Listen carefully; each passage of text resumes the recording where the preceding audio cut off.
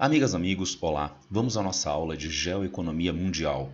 Na verdade, nós já trabalhamos a maior parte desse tema durante o curso, na aula de Formação da Economia Contemporânea, quando nós trabalhamos de maneira muito aprofundada as características do liberalismo, do keynesianismo e do neoliberalismo. Nós vamos agora traçar alguns aspectos básicos ligando a aula de formação do neoliberalismo contemporâneo com a aula de globalização. Essas duas aulas estão presentes em vídeo aqui no curso. Vamos apenas em rápidos slides fazer uma junção desses dois temas. Vai ficar melhor ainda se eu ficar pequenininho aqui no canto da tela. Só um instante. Perfeito.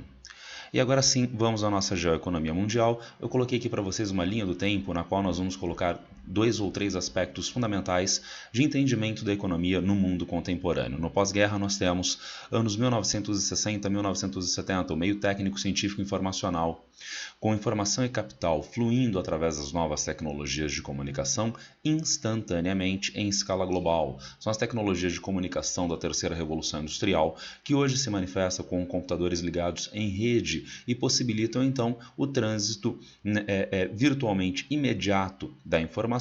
O capital se utiliza dos mesmos recursos para aplicações financeiras e em escala mundial. Além disso, vejam, nós não temos mais um impedimento físico de transporte de capital a longas distâncias, mas nós podemos ter um impedimento de ordem institucional, de ordem legal. O capital que sai de um país, a aplicação financeira que sai de um país em direção ao outro, pode encontrar no outro país resistências à entrada deste capital, resistências na forma legal, proibição, resistências na forma de tributação. Mas o que nos anos 1980 o neoliberalismo nos diria acerca da intervenção do Estado na atividade econômica? Ele deslegitima a intervenção do Estado na atividade econômica. Temos, portanto, a ideia de recursos técnicos que dão margem à fluidez internacional mundial do capital. E 2, a deslegitimação do Estado como um instrumento que poderia deter esses fluxos de capitais. Consequentemente, nós passamos a ter aplicações financeiras em muito maior volume em escala mundial. Nos anos 1990, avança então o processo de financeirização, com diversificação de crédito e investimento, com os Estados Unidos do presidente Bill Clinton, aprofundando as características do neoliberalismo e eliminando as restrições, por exemplo, de banco de varejo, banco de investimento, de alavancagem para os bancos, banco de varejo e banco de investimento. Banco de varejo é aquele de ampla captação de clientes no mercado, tá? Então Itaú, Banco do Brasil, Santander, tá legal? E banco de investimento não. Banco de investimento tem uma captação de clientes mais restrita. E sabe por quê? Porque o banco de investimentos faz aplicações financeiras de muito maior rentabilidade, mas de alto risco. Então, ele não pode fazer isto com uma ampla quantidade de clientes, de pessoas físicas, jurídicas, que não têm esses conhecimentos financeiros. Então, lá nos anos 1930, o presidente Roosevelt nos Estados Unidos estabeleceu uma distinção.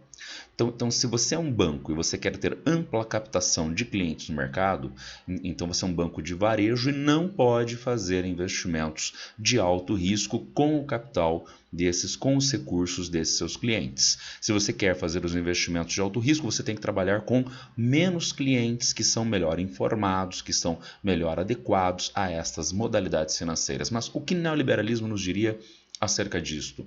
Ora, é o Estado regulando, é o Estado criando leis. O neoliberalismo deslegitima isto. O presidente Bill Clinton nos Estados Unidos vai acabar com a distinção entre banco de investimento e banco de varejo, ainda mais alavancagem dos bancos. Alavancagem é uma palavra bonitinha, né? Então parece alavanca, impulsionamento, e não deixa de ser. Só que a alavancagem é traduzível na prática no endividamento do banco. Não há mais limite para endividamento bancário nos Estados Unidos a partir dos anos 1990. Então a gente tem os bancos captando uma quantidade enorme de recursos na sociedade, fazendo aplicações financeiras sem restrições em escala mundial, do ponto de vista estatal e do ponto de vista técnico. Isto aponta então para um volume de capital, um volume de aplicações financeiras como nunca antes na história, ainda mais dentro do avanço da financeirização. E o que é financeirização? Segundo Miguel Bruno, vejam, a financeirização manifesta-se pela vigência de um padrão de funcionamento das economias, onde a acumulação de riquezas desenvolve-se de forma preponderante por canais financeiros e não através de atividades diretamente produtivas. Ao invés de a produção de riqueza estar ligada à produção agrícola, à produção industrial, ao comércio, ao sistema de transporte, não. Colocando de uma maneira mais direta, mais simplória, é dinheiro que faz dinheiro através de aplicações especulativas ou não nos bancos, né, no setor financeiro, e isso traduziria a ideia de financeirização.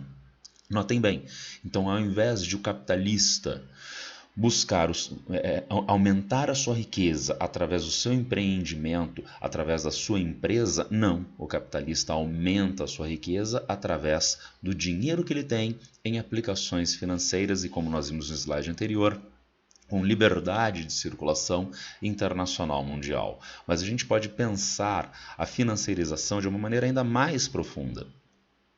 Nas palavras de Manuel Albers, nós encontramos a crescente dominância de agentes, mercados, práticas, métricas e narrativas financeiras nas múltiplas escalas, o que tem gerado uma transformação estrutural das economias, das corporações, incluindo instituições financeiras, dos estados e das famílias. Então, trata-se de você pegar a métrica do setor financeiro, de crescimento das aplicações, de crescimento da rentabilidade, né? a métrica voltada à acumulação ilimitada de recursos e trazer isto para o funcionamento do Estado, das empresas, das famílias, das pessoas no cotidiano. É aquilo que nós vimos na aula de neoliberalismo, é a transformação da pessoa em uma empresa neoliberal. Isso é muito importante para o próprio processo de acumulação de capital no atual estágio de desenvolvimento, porque através disso acontece de haver uma legitimação muito maior do funcionamento desta economia neoliberal, quando a sociedade é formada por pequenas empresas neoliberais conhecidas como pessoas. Nós podemos ilustrar o volume de capital que vai circular livremente em escala mundial em aplicações financeiras da seguinte forma: economia real versus capital especulativo, aplicações financeiras. Eu coloquei aqui para vocês o maior planeta do sistema solar, Júpiter, que tem um raio um pouco maior do que 60 mil quilômetros, né? E a gente tem um PIB mundial lá para o ano de 2010 de 60 trilhões de dólares, PIB, né, o Produto Interno Bruto Mundial, a soma das riquezas produzidas pelos países do mundo no ano de 2010 dava por volta de 60 trilhões de dólares. Mas voltando à nossa condição astronômica, vejam, Júpiter é muito pequeno diante do Sol, que tem por volta de 700 mil quilômetros de raio.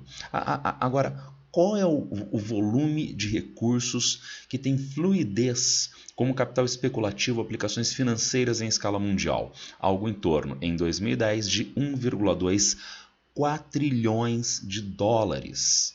Então vejam a diferença. Nós encontramos o PIB mundial, a produção efetiva de riquezas, né, com o tamanhozinho de um planeta Júpiter, tá legal? Enquanto dentro do processo de financeirização, a produção de riqueza através de aplicações especulativas, gerando um valor muito, muito maior, 1,2 é uma palavra estranha, quatrilhões de dólares. Devido ao meio técnico científico informacional, esses recursos têm fluidez em escala mundial. Devido ao neoliberalismo, não há impedimentos mais graves de Estado a Estado para a fluidez desses recursos. E, portanto, esses recursos podem funcionar como uma força propulsora fantástica para diferentes economias mundiais. Ou pode funcionar como uma manada de animais desenfreada, destruindo economias por onde esses fluxos passam, entram e saem muito rapidamente. Destrói economias, como a gente passa a ver ao longo do final do século XX e início do século XXI. Por exemplo, em 1994, a crise mexicana, conhecida como efeito tequila. Em 1997, a crise asiática, Coreia do Sul e demais tigres asiáticos, efeito dragão. 1998, crise russa. Brasil, a crise do real, que levou à max desvalorização do real no início do segundo mandato do governo Fernando Henrique Cardoso. 2001, crise de dolarização na Argentina. Vocês podem pensar, poxa, tudo bem, mas isto é crise no mundo pobre, no mundo subdesenvolvido, que frequentemente está em crise mesmo, tá legal? Mas não, porque em 2008 vem a crise americana, que deflagra a chamada crise econômica mundial e que muito rapidamente vem assolar os países europeus, a crise europeia, a chamada crise PIGS pela imprensa, a imprensa dos países europeus, um acrônimo que seria traduzível pelos países mais fracos da União Europeia, onde a crise se mostrou mais aguda: Portugal, Irlanda, Itália, Grécia e Espanha. Daí a gente tem, dentro deste cenário neoliberal, com o meio técnico, científico, informacional e com o avanço da financiarização, uma acentuação de crises no cenário mundial, como a gente está vendo nesta lista. Como eu disse, é só um breve comentário acerca da relação entre neoliberalismo e globalização que a gente encontra no mundo contemporâneo. A aula de globalização já está subida aqui nesse GeoVest, assim como a aula de formação do pensamento neoliberal. Se alguém tiver, entretanto, alguma dúvida, quiser fazer algum comentário, já sabe, é só me encontrar a qualquer tempo nas redes sociais. Abraço para todas e todos e boa sorte!